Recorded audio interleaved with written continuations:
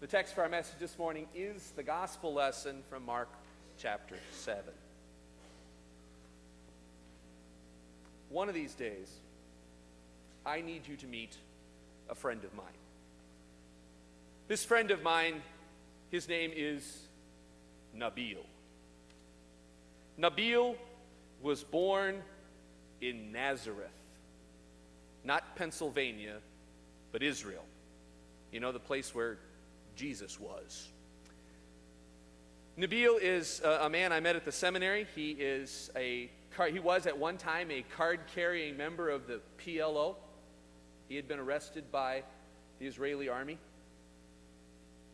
And he is now in the States serving a faithful Lutheran parish in that wonderful hotbed of Palestinian enclave called Armour, South Dakota. He's the only one. But Nabil has a great perspective on life. You see, he lived in the land that we simply read about every week.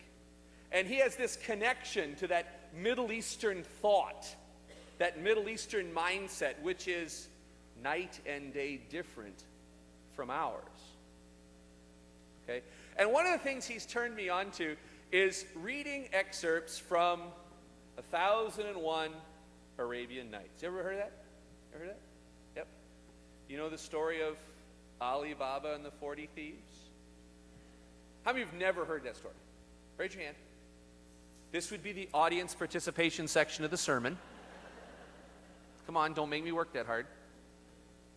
Anyway, the story of Ali Baba is really fascinating. Ali is this woodcutter.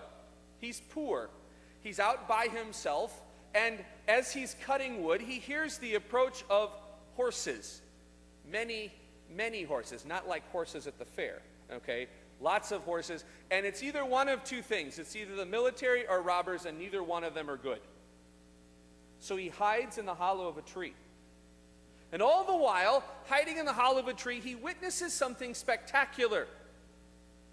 These 40 men on horses charge right up to a sheer cliff, like they're going to go,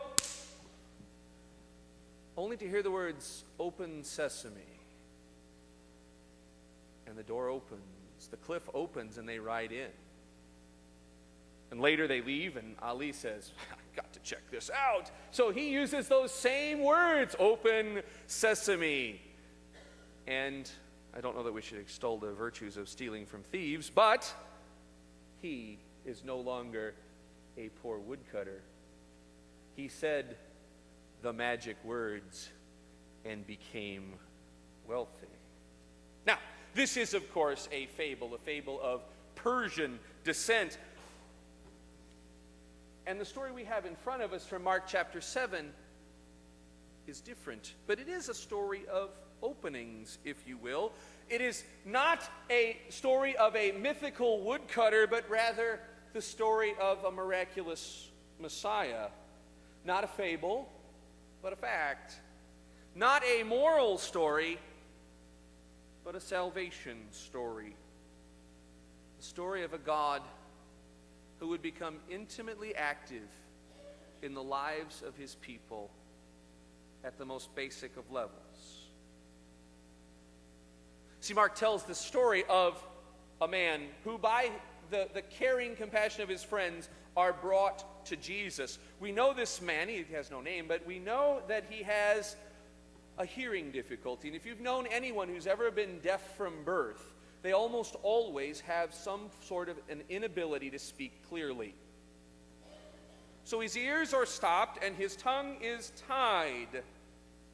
And these friends bring this man to Jesus. Now you have to understand where he's coming from. If you were to read if you have your Bibles open, you could check this out. Right before this, in Mark chapter 7, Jesus is up, he's playing a road game.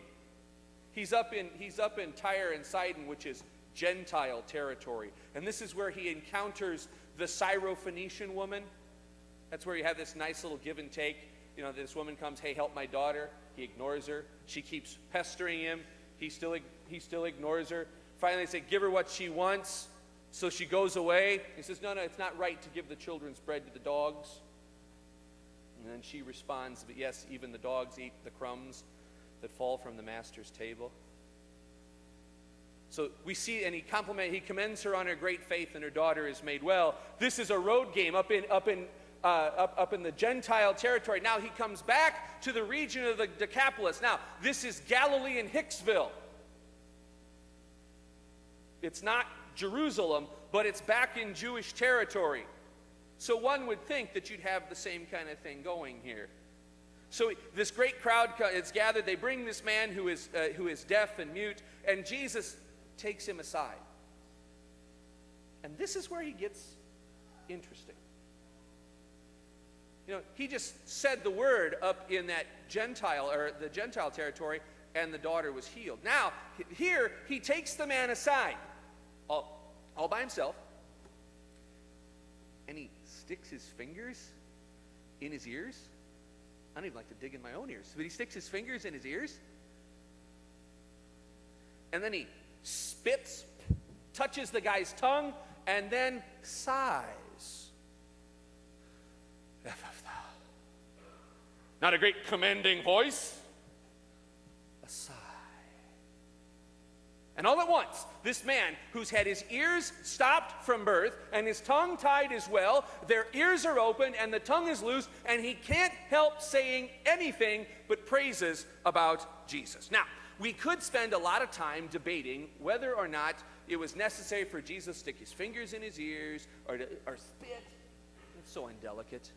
This is Jesus we don't like to talk about. But if we got all wrapped up in that, we would miss out on something very important. What becomes key is that insignificant sigh. Ephphatha. With one word, almost a throwaway word, almost a... This man has his entire life changed. His ears are opened, his tongue unloosed. Just think about this for a moment. Ears stopped from birth. Think about this. Never hearing mom's voice. Never hearing the birds sing. Never hearing the babble of a brook or the roar of an engine at a tractor pull at the Sheboygan County Fair. Think of all the things he's missing out on. And now all of a sudden, whoom, it's open, it's all available to him. How could he not do anything but, hey, this guy did this for me? It's an amazing event. Ephphatha was spoken that day, and all the people were amazed. Their jaws were hitting the floor. They had to put gauze on there because it was scraping. But here is where the indictment of the people of Israel come in. For what happens in Mark chapter 7 should have tipped them off to something. And what they should have been tipped off to is what we read in our Old Testament lesson for today. Isaiah chapter 35 talks about the people of Israel were in captivity. They were beginning to think they were never going to get to see home again. And the prophet from God says, hey, don't be anxious. A day is coming for deliverance. And you're going to know the day is coming when the deaf hear, the mute speak, and the lame walk. They should have heard this, should have seen this in this Ephphatha moment. But they didn't. The crowd was simply amazed. They saw the gestures, they saw the fingers and the spit and the touching of the tongue, but they missed out on the magnitude of who was saying the word. This is Messiah. This is the long-promised deliverer. This is the one that made it very clear. You know, remember John the Baptizer, he's in prison. He's beginning to doubt that Jesus was the one, so he sends the emissaries. And he says, are you the one, or should we expect another? And Jesus' answer is this. Tell him what